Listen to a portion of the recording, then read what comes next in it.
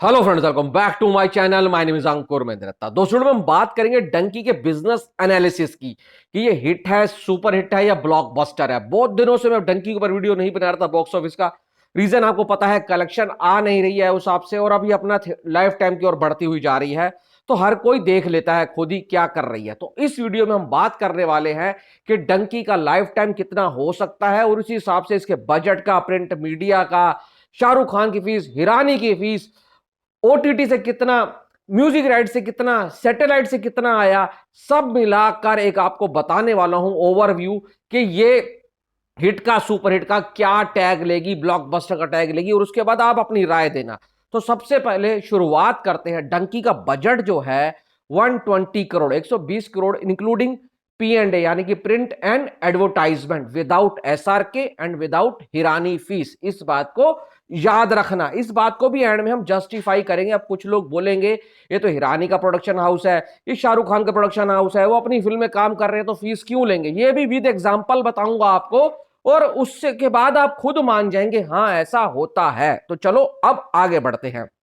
अब बॉलीवुड हंगामा और हर जगह पर रिपोर्ट आई थी बहुत टाइम पहले कि डंकी ने नॉन थिएट्रिकल राइट से 230 करोड़ रुपए ले लिया है। 230 करोड़ रुपए। अब उसका मैं ब्रेकअप करूं तो 155 करोड़ दिया था जियो ने, जो कि ओटीटी का था, ठीक है।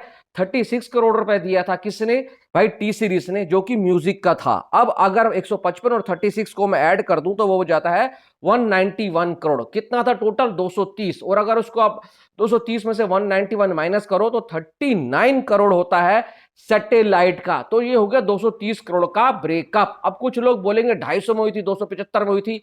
भाई हवा में बात नहीं करनी है, जो है ये ऑन ग्राउंड है, ऑन पेपर्स है, और भाई सब ओवर द इंटरनेट के ऊपर, ओपन सोर्स के ऊपर पड़ा हुआ है, जाकर पढ़ लेना। 230 करोड़ रुपए आया कहां से? सैटेलाइट से, ठीक है।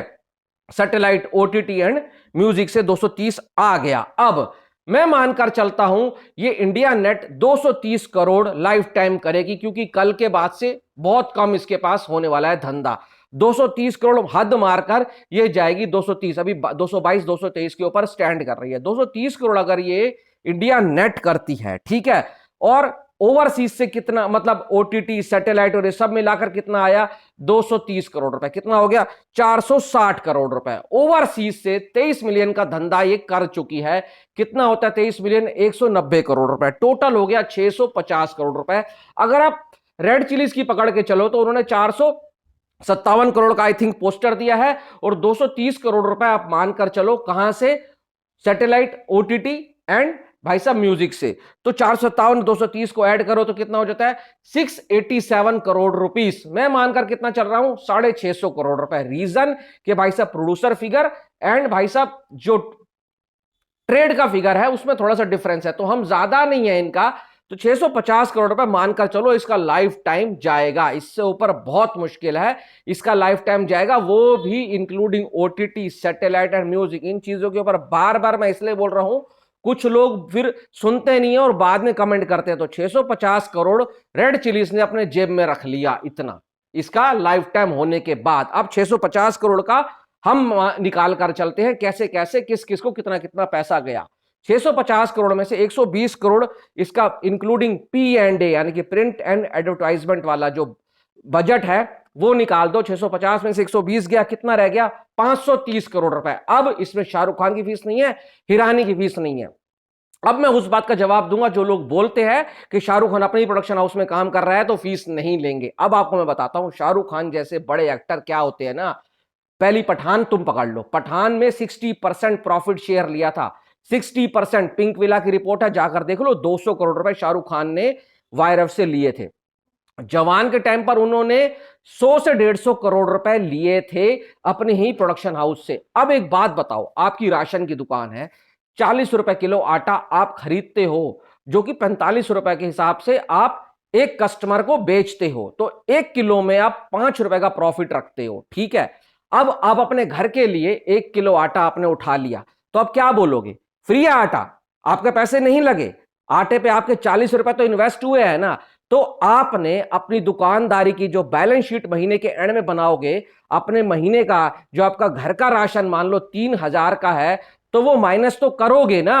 जैसे 40 रुपए किलो आटा हो गया, दाल हो गई, चीनी हो गई, चाय पत्ती हो गई, 3,000 का तुमने राशन लिया, आपकी दुकान को हर महीने का 40,000 का प्रॉफिट होता है, तो आप उस 40 में से 3,000 अपने घर का भी माइनस करोगे ना, या आप घर में कहोगे हमने तो फ्री खाया, हमारी अपनी दुकान है।